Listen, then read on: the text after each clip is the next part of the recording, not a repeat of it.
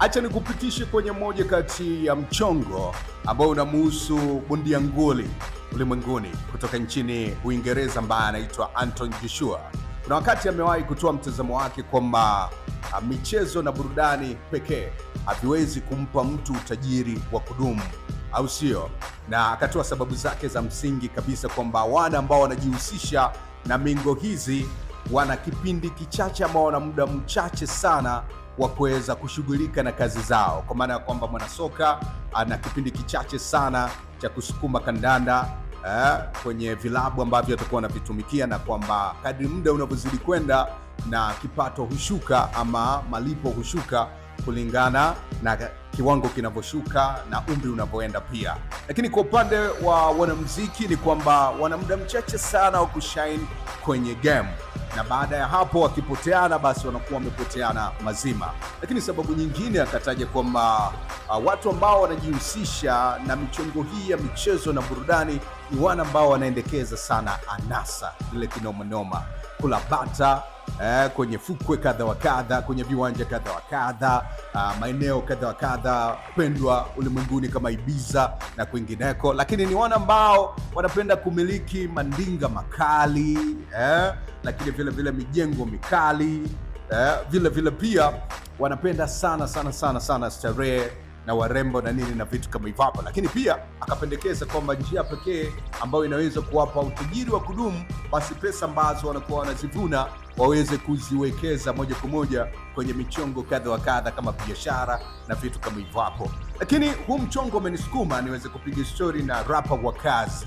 Yeye ana mtazamo gani kuhusiana na kauli hii ya bondia Anthony Joshua kutoka nchini Uingereza? Ni kweli wana ambao wanajihusisha na michongo ya burudani na michezo hawezi kutusua na kupata utajiri wa kudumu? Hapo kuna mambo mengi kidogo mimi ninavyoona. Kwanza cha msingi kabisa, sio tu mwanamuziki na mwanamichezo hawezi kuwa bilionea kutokana na kazi yake ya msingi. Mtu yoyote yule, yani hata kama wewe ni mwanasheria na lengo lako ni kuwa bilionea, huwezi kuwa bilionea just because wewe ni mwanasheria. Kama ni daktari, huwezi kuwa bilionea kutokana na kazi yako ya udaktari, na hata ukiwa mwanasiasa, mfanyakazi wa benki, mhasibu, yoyote yule. Ubilionea ni utajiri wa kifedha ambao una uwezo ukaufikia pale ambapo kiwango ambacho unakiingiza ni kikubwa mno, kinakuja kwa kasi, na uwezo kufanikisha kufanya hivyo lazima ufanye vitu, either shughuli zaidi ya moja au ufanye shughuli ambazo zina margins kubwa za faida, ambapo mara nyingi lazima iwe biashara ya huduma au biashara ya bidhaa. Kwa hiyo ni kwanza. Alafu pili, swala la ubilionea,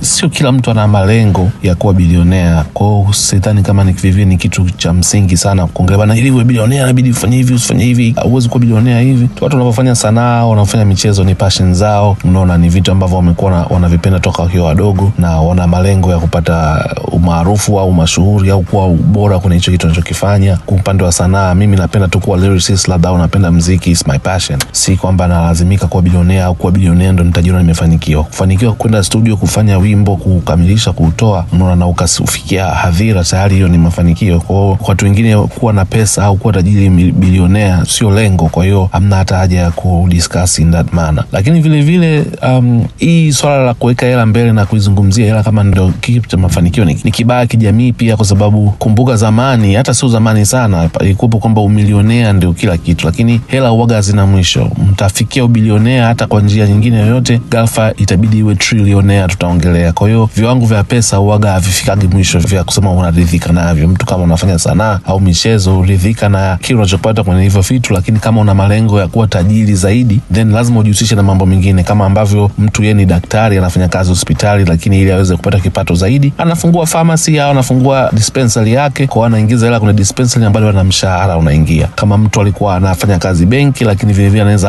akafungua microfinance chake pembeni, kikamsaidia vile vile. So iko hivyo. Yes, kuna watu ambao wanafanya sanaa, wanafanya kufanya michezo, wamekuwa matajiri zaidi kwa kuingia ubia sijui na nini. Ndio ilivyo, yani ndio hivyo biashara jinsi ilivyo, lazima uweze kuingia ubia na watu, na vile vile ikumbuke kwamba wasingeweza kuingia ubia kufanya hayo yote bila kuwa na umaarufu waliotoa kwenye michezo yao. Kwa hiyo ni kitu ambacho huwezi kusema ukadismiss kwamba unachokifanya huko na kuona kama ni kazi bure. Unajenga umaarufu, unajenga chapa, brand, alafu kutumia hiyo brand ulioijenga ndio unafanya zaidi. Kumbuka siku hizi michezo na sanaa, bidhaa sio tu ule mziki unaotoa au unavorusha mpira, bali bidhaa, image yako, mfanano wako tu yenyewe ni bidhaa. Yani mtu kama mimi wa kazi, page yangu ya Instagram yenyewe ile ni bidhaa, na naingia madili na makampuni kadhaa kufanyia matangazo, na muonekano wangu ni bidhaa. Yani kwa hiyo bidhaa zimekuwa nyingi zaidi. Naweza nikauza t-shirt, siuzi tu mziki. Unasikia album imetoka ina t-shirt, imetoka na hoodies, unaweza kutoa posters ukaziuza pia at the same time, and then of course unafanya streaming, unauza directly, alafu at the same time unafanya show. Lazima ufanye vitu mbalimbali, and then ule chapa yako inavyokuwa kubwa na wale followers wanavyokuwa wengi, then image yako na nguvu ya chapa inakusababisha uweze kuingia ubia wa matangazo, ambassadorial, na ubalozi wa vitu mbalimbali na issue kama hizo, na kwa influencer na kuingiza pesa zaidi. Kwa hiyo ni kitu very straightforward.